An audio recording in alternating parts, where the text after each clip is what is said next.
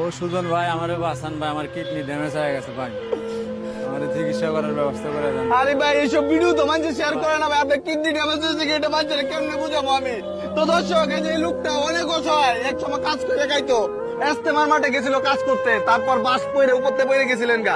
কিভাবে কি হয়েছে ভাই একটু আমাদের বাংলাদেশের মানুষকে একটু বলেন ভাই।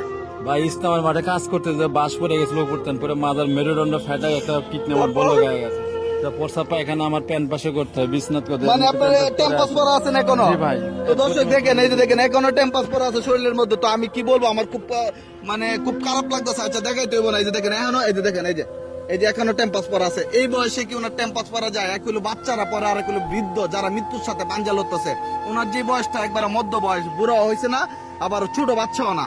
তো আমি বলবো আপনাদেরকে সর্বোচ্চ পরিমাণে সাহায্য করবেন ওনাকে। তো ভাই কিভাবে এমন হইলো একটু বলেন আপনার ভাই কষ্টের কথা। ইস্তেমার মাঠে কাজ করতে যাওয়ার মেরুদণ্ডতে আগেতে আমার কিডনিতে বলো খাওয়া যায়, যার পরে এর থেকে না আমার এই সমস্যা হয়। আমার যা সম্বল ছিল সব বিক্রি করে আবার চিকিৎসা করছি।